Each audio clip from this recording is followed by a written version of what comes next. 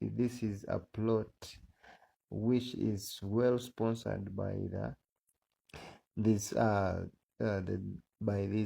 colonialists, the former colonialists, the French and the other big powers who were recently being chased out of the country of Burkina Faso by Ibrahim Traore. So they are trying to fight so hard to put him off the power, to come back and exploit the country like they were doing before. I think they are putting too much money and a lot of engagement in this plot. But let's see what people of Burkina Faso have to say about this, because they are really angry. They are totally angry. Actually, at the moment right now, they are already in the street of Burkina Faso, not rioting against the president, but actually rioting in favor of the president. In that if they kill Ibrahim Traore, we want to send them to know they will kill all Africans. Now you may be asking this question. Why is there so much hate on Captain Ibrahim Traore from France and the West, irrespective of all the wonderful things he has been doing for his nation, Burkina Faso and Africa as a whole? Well, listen to this. These are the three reasons they want to remove him by all means necessary. He removed a puppet president from office. He closed down all the French military bases in Burkina Faso and sent their soldiers back home. He changed the percentage of equity the Burkina government had in the mining companies in Burkina Faso. Now, those are just few of the reasons. But after yet another failed attempt to take out our president, after shameless accusations from U.S. General Michael Langley, after Langley's suspicious visit to Ivory Coast, where whispers grow louder that France and the U.S. are still continuously plotting to either capture or eliminate Traore, something unstoppable is happening. The youths of Africa are not sitting quietly anymore. They see through the lies. They recognize the enemies. One by one, city by city, village by village, a fire is catching. No amount of propaganda or intimidation can stop this. The West can scheme. The collaborators can conspire. But they will not break the spirit of a continent that has decided to fight. From Ouagadougou to Bamako, from Niamey to every corner of Africa, the message is clear. This is our land. These are our leaders. This is our future. And we are ready to defend it at any cost.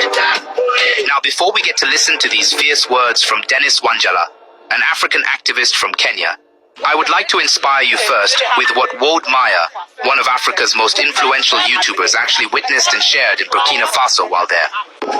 What is really happening in Burkina Faso is a revolution that I believe that the entire continent of Africa can emulate. I mean, when you have a leader that really cares about his people, he makes sure that he delivers.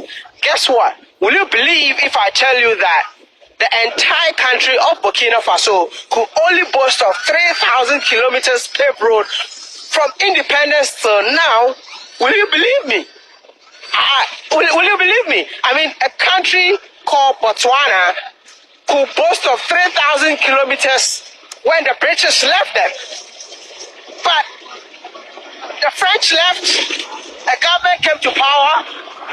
See, that's a construction going on. A government came to power for over 27 years. How old is this country? The country, the independence since 1960. 1960? Yeah. And the country could only boast of 3,000 kilometers. 3,000 kilometers, I'm telling you. Is it true? Yeah, it's true. As Wodemai was saying, since the independence up to today, we had just 3,000 something paved roads.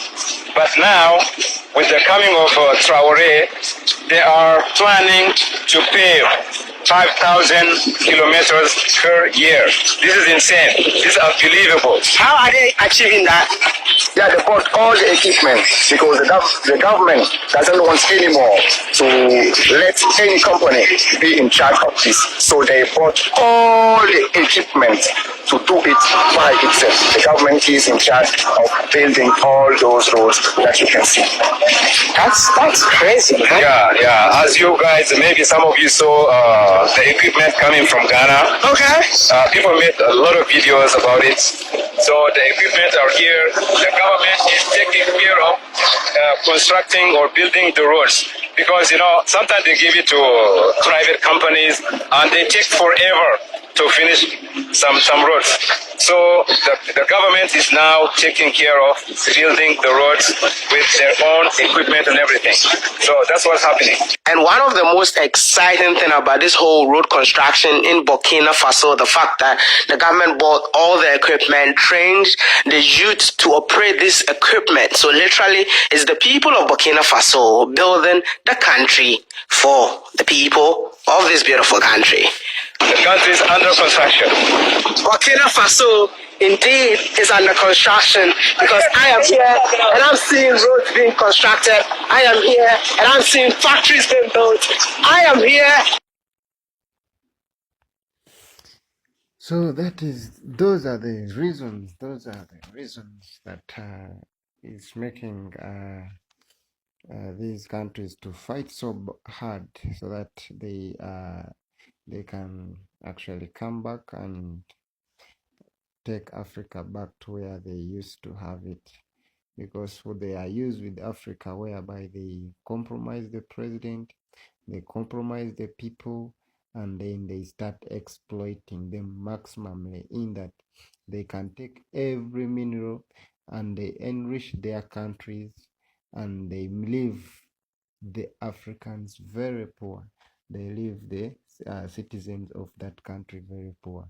That happened in Burkina Faso, happened in Niger, happened in Chad, and all parts of Africa. And it is the same thing that is happening in Uganda right now. But we are seeing a very big example with Burkina Faso and the other sister countries that have joined the alliance, that is the Sahel Security Alliance. But of course, this security alliance is mainly not for anything else but to help them fight the rebel leaders and the militias that are terrorizing the region. So whenever we see a coup like this, it was successful with Gaddafi, because by that time Africans were not yet that woken up. There was no a leader like Traore, who would first focus on his own people and empower them, and then make them love their own country. So it is going to be very difficult for the West, for the France, for the US, for the other countries that used to exploit Africa, to come back and exploit Africa the same way they used to. Or if not Africa, maybe Africa is not liberated yet.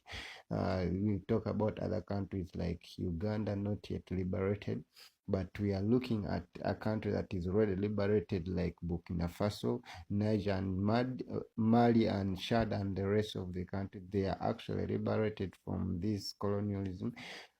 So you find that the presidents have taken the country by their hands and have given back the country to the people, and they listen to what the people are saying. That's why they had to expel all these colonial powers, the French and the other European countries that were over exploiting their country. So by doing so, you find that they have created more enemies. But again, when it's better when you have friends and better people of the country, than having friends and better people of not the country, like foreigners as your friend, than the citizen of your country. Why would a country make a president, a leader, make citizens of his own country his enemy, and let's say his enemies, and then makes foreigners his friends? That is exactly happening in Uganda.